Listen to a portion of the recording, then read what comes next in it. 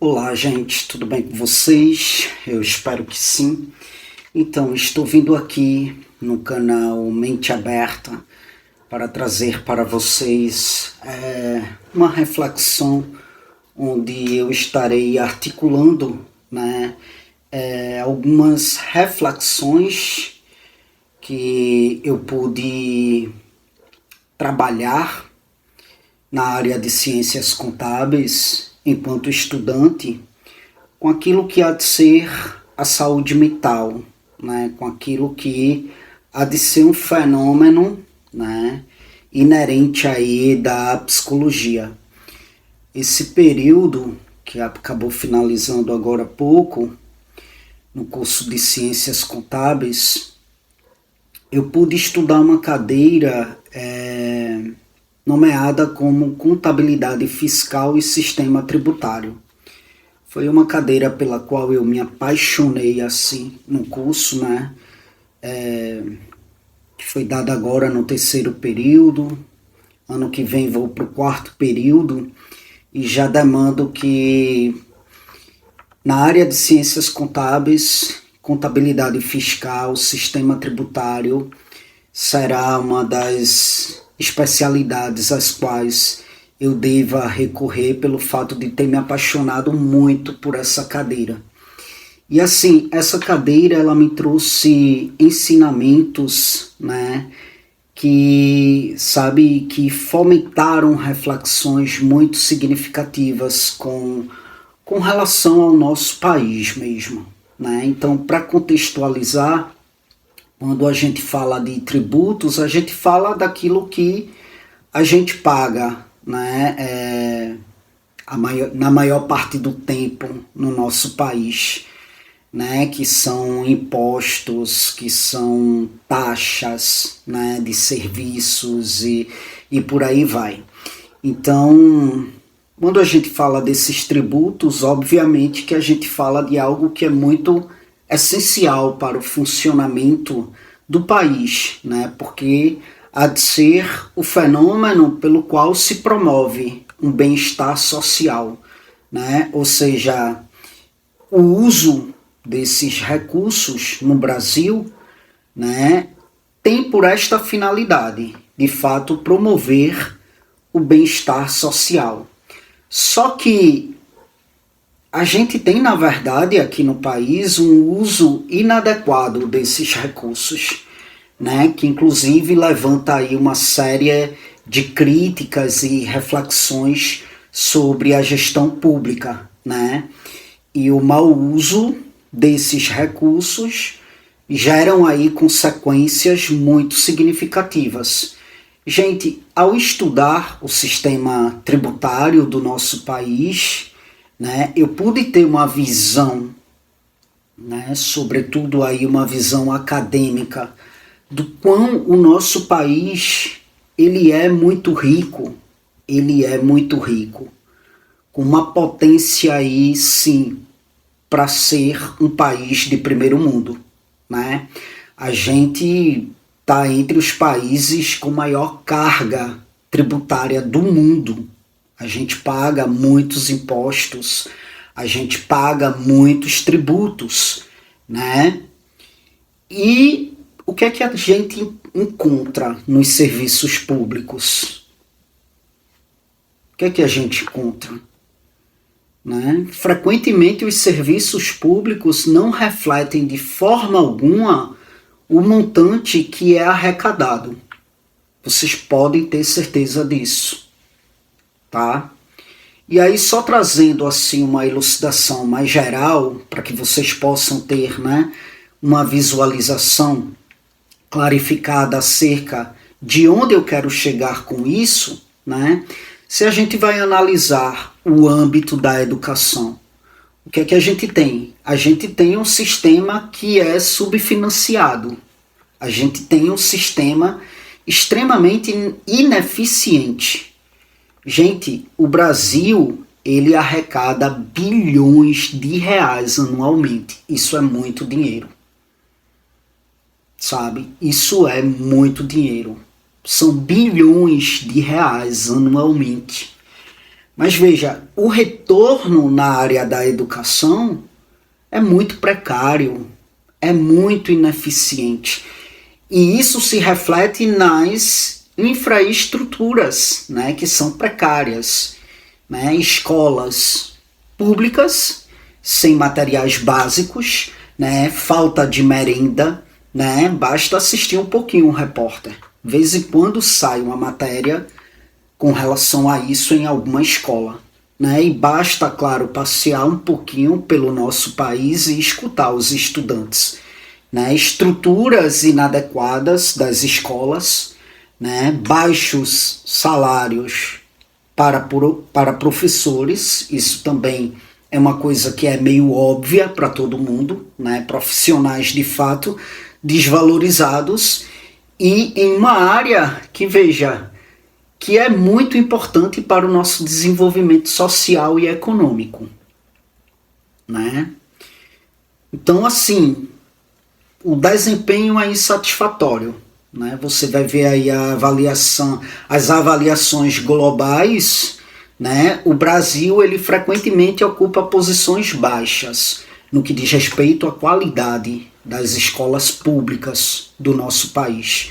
Então, veja, a contradição entre o investimento, né, que há de ser necessário na educação, e o uso dos tributos que são arrecadados, né, é uma evidência muito significativa no que diz respeito à má gestão, no que diz respeito ao desvio de prioridades, né? E eu acho que desde que eu me entendo por gente, e agora fazendo ciências contábeis, mais do que nunca, eu visualizo, eu avalio que a gente nunca teve no nosso país uma gestão que realmente priorizasse, sabe, o bem-estar coletivo, entende? Quando a gente vai para a saúde, a gente vê aí uma crise que é permanente, tá? Gente, o SUS, que é o Sistema Único de Saúde, é o sistema que é considerado o melhor do mundo no que diz respeito à saúde pública. E eu pude estudar isso na cadeira de saúde coletiva, no curso de psicologia, né? E o Sistema Único de Saúde, que é o SUS, é um projeto lindo no papel. Eu estudei todo esse projeto no papel, né? Mas na prática a gente vê que, sabe, que não condiz com nada daquilo que está ali projetado no papel. Por quê? Por conta do mau uso dos recursos, né? Que compromete a eficiência de um sistema que é extremamente eficiente, mas por conta do desvio de recurso, né, acaba se tornando um sistema bem deficiente. E aí isso se reflete na falta de médicos, na falta de equipamentos, né? Muitos hospitais públicos funcionam com a escassez de insumos básicos, tá? A gente vê aí as longas filas, né? A demora no atendimento, pacientes aí que esperam meses e meses e até anos por uma consulta, por uma cirurgia, né? A infraestrutura de fato degradada, os hospitais aí, né, superlotados, com condições de fato precárias, né, com equipamentos precários, entende? E tudo isso diante de altas arrecadações tributárias. Aí o direito básico à saúde continua sendo, na verdade, um desafio para a maioria da população, né? E aí quando a gente parte para a área da segurança, a gente vê aí, né, resultados insatisfatórios. E no papel, o Brasil, ele é um dos países que mais investem em segurança pública, sabe? Mas isso no papel, entende? Quando a gente vai para a prática, a gente vê, né, os altos índices de violência, né? Taxa de homicídios, criminalidade, né, continuam alarmantes, continuam em alta, a gente vê a questão do policiamento, a desigualdade, inclusive, nessa questão do policiamento. Ou seja, áreas periféricas sofrem com a falta de proteção. Zonas mais ricas, a gente vê que lá se sedimenta uma prioridade mais significativa. Diante disso, a gente percebe as condições inadequadas para policiais, né? Salários baixos, né? Estruturas de trabalho de fato deficientes, e tudo isso compromete a eficácia, né, do serviço.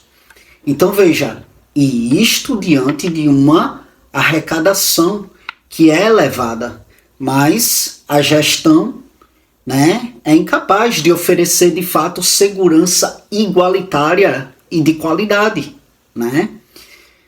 Tudo isso se deve a quê, gente? A corrupção, o desvio de recursos públicos. E olha, de novo, tá? Não estou aqui defendendo o governo A nem governo B. Desde que eu me entendo por gente, sabe, que o Brasil é assim, né? Tá, de fato, intrínseco ao Brasil a questão da corrupção, o desvio de recursos públicos, né? A corrupção acaba sendo aí uma barreira bem significativa no que diz respeito ao uso eficiente dos tributos no Brasil. Os desvios, né, de verbas públicas, né, o superfaturamento, isso aí são bem comuns no nosso país.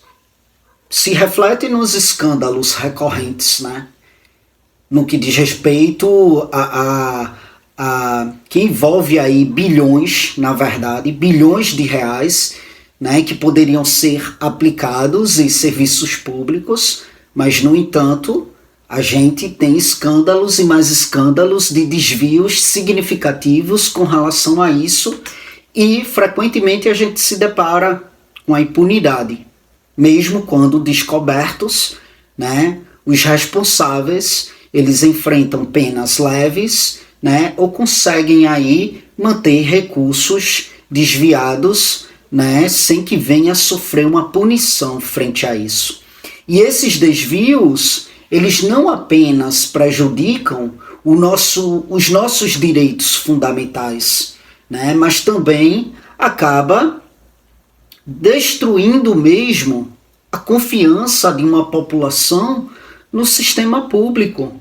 Porque quando precisa do sistema público, né, não encontra-se uma eficiência com relação a isso. E, gente, de novo, o Brasil é um país muito rico. Eu estudei muito isso nesse período da Faculdade de Ciências Contábeis, tá? É um país muito rico. A gente tem um país aí que é muito rico em termos de recursos naturais. Um país que é muito rico em termos de reservas de petróleo, de minerais. Um país muito rico quanto a terras férteis, quanto a biodiversidade. Frente a isso, a gente tem uma arrecadação tributária que coloca o Brasil entre os países, né, que mais recolhem impostos. Então a gente tem um potencial econômico gritante e para ser um país de primeiro mundo. Mas a gente não é. Por quê? Por conta da má administração, por conta da corrupção, por conta da priorização de interesses políticos, que essa priorização não contempla o bem-estar coletivo.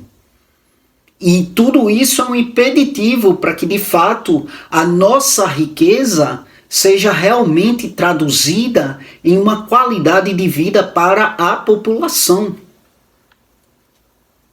Então, de novo, gente, o Brasil é muito rico. O Brasil tem um enorme potencial econômico, mas enfrenta aí, desde que eu me entendo por gente, que o Brasil enfrenta defasagens defasagens que são significativas em educação, em saúde, em segurança, por conta dessa corrupção, por conta da má gestão, que amplificam as desigualdades, entende? E o problema não é a falta de pagamento de tributos, não é, sabe? O problema não é esse, porque é como eu estou dizendo para vocês, a gente tem arrecadação bilionárias de tributos, né? O problema é que não há um investimento proporcional, né? E sabe, quando a gente vai votar, a gente não se atenta de fato vamos dizer que a gente não se atenta a essa necessidade de que esse investimento, de que essa arrecadação seja realmente transparente, sabe? A gente não se atenta a isso. Ou seja, a gente vê presidentes e presidentes se elegendo e se reelegendo sem que a gente possa avaliar o histórico, né? No que diz respeito a este sujeito enquanto gestor, né? Porque a gente já teve aí presidentes que já fora deputado, presidente que já fora isso, que já fora aquilo outro, presidente que já fora um dia presidente, né? E a gente não se atenta de fato a estudar o histórico gestacional, né, de gestão no que diz respeito a este sujeito, entende? Então, assim, o Brasil tem muita riqueza, sabe? Mas, assim, é um país que de fato não transforma a sua riqueza naquilo que pode vir a ser uma prosperidade, uma qualidade de vida para todos, entende? Não se tem esse investimento. E aí, onde que eu quero chegar com isso, né? Saúde mental, que é um reflexo mesmo do sucateamento dos serviços públicos, né? A gente tem uma precariedade nos serviços públicos que é resultante do mau uso dos tributos, e isso impacta de modo muito significativo não apenas aquilo que há de ser as condições físicas da população, mas também a saúde mental, sabe?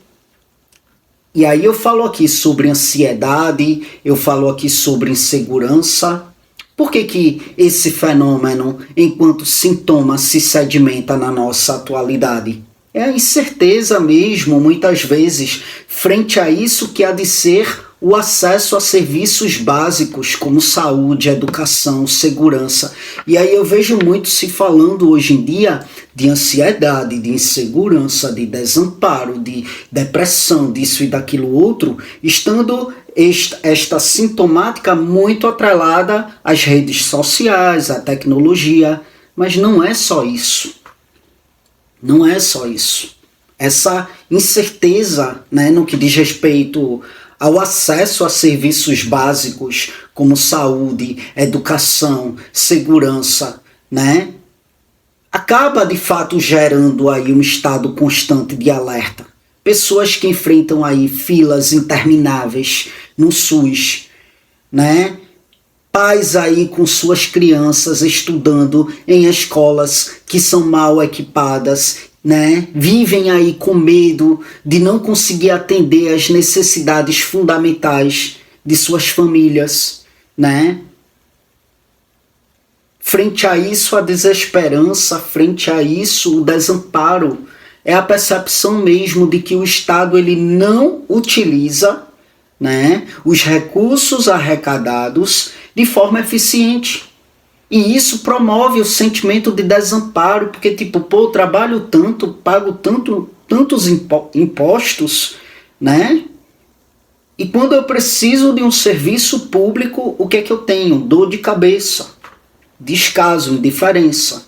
E isso por conta da corrupção, da impunidade mesmo, que vai, né, alimentando essa descrença nas instituições públicas, levando de fato a um aumento muito significativo por conta disso, né, um aumento muito significativo de sintomas como a depressão, especialmente em populações mais vulneráveis, né? E sem falar na exaustão mental por nossas lutas constantes, né? Os esforços aí para suprir as lacunas que são de fato deixadas pelo Estado, né? E aí a gente se vê frente a uma necessidade de um esforço gritante para quê? Para pagar a saúde, para pagar a educação, né? No âmbito privado. E o que é que isso gera? Isso gera uma sobrecarga emocional, sabe?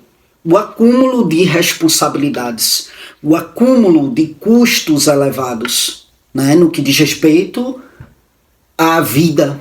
Para eu ter uma vida abarcada por uma qualidade mais significativa, tome custos e custos e custos em níveis elevados, o que gera estresse, o que gera burnout, né? Que afetam tanto aí a saúde mental do sujeito, entende? Então, assim, é degradante, gente. É degradante, porque eu fico estudando essas coisas em ciências contábeis e não tem como não visualizar esse impacto direto na saúde mental. O sucateamento do SUS, né? Compromete não é apenas, sabe, os tratamentos de ordem física, os atendimentos psicológicos que a gente mal tem, os atendimentos psiquiátricos, né? A falta de profissionais, a falta de medicamentos, a falta de infraestrutura que acabam agravando aí os transtornos mentais, né? Que poderiam ser tratados precocemente e de modo mais eficiente. E a gente não tem. A gente não tem nada disso. A má qualidade, né, no que diz respeito à educação, acaba comprometendo de modo muito significativo o futuro socioeconômico das nossas crianças. Sem falar que aumenta também, né, a afetação na autoestima dessas crianças, né, estudantes aí que enfrentam dificuldades quanto à falta de recursos básicos, né, tendem a sentir-se desmotivadas, incapazes e alienadas, sabe? O que contribui para o aumento de casos de depressão, de ansiedade, desde muito cedo. Entende? E a disparidade, né? Quando se tem o retorno desses tributos, a gente pode falar aí da disparidade quanto a isso, que agrava ainda mais as condições de saúde mental em áreas periféricas, né? Enquanto zonas urbanas centrais recebem aí mais investimentos, as periferias ficam aí com os serviços insuficientes, defasados, precários, né? E aí a gente vê de modo muito constante a periferia, né, sofrendo aí com a violência, com a exclusão, entende? E esses fatores ampliam, né, o estresse crônico e os transtornos emocionais, né, nessas comunidades. A corrupção, ela se sedimenta, gente, pelo menos é a leitura que eu faço da nossa sociedade. A corrupção, ela funciona, ela se sedimenta como um trauma coletivo, né? Porque gera muita frustração, muita desesperança em larga escala e, sei lá, essa percepção que a gente tem, sabe, da injustiça sistêmica, onde o dinheiro público ele é desviado enquanto pessoas morrem em filas de hospitais, né? Enquanto pessoas vivem em situações aí degradantes. Isso impacta de modo muito significativo e isso impacta negativamente o senso de pertencimento e de coesão social. Então, assim, sabe, a maior necessidade do nosso país, e que a gente nunca teve, pelo menos eu nunca vi, vou fazer 40 anos de idade, desde que eu me entendo por gente, eu nunca vi uma gestão ética no nosso país, né, que possa de fato repensar o uso desses tributos, né, enquanto algo essencial não apenas para resolver os problemas estruturais, sabe, mas também para promover o que há de ser qualidade de vida significativa nas esferas que são base para a nossa qualidade de vida, que é segurança, que é saúde, educação, né, alimentação, entende? E a gente não tem uma transparência com relação a isso, a gente não tem uma eficiência com relação a isso, a gente não tem uma priorização do bem-estar coletivo, né? E isso acaba sendo um impacto muito significativo no que diz respeito ao emocional das pessoas, no que diz respeito ao psicológico das pessoas, né? Por quê? Porque é sobre uma população em que a sua maioria, né, a maioria das pessoas que contemplam isso que há de ser a população, vivem aí sem dignidade, sem segurança e sem esperança no futuro. Bom, é isso, gente. Eis aí uma reflexão, assim, compartilhada com vocês, porque foi algo em que eu me debrucei muito nesse período aí que finalizou-se da Faculdade de Ciências Contábeis, e aí eu sempre não consigo, como psicólogo, não articular essas questões com a saúde mental e acabo, enfim, debruçado nessas reflexões aí bem expansivas e resolvi trazer aqui para compartilhar com vocês, tá bom? Muito obrigado pela atenção de vocês e até as próximas gravações.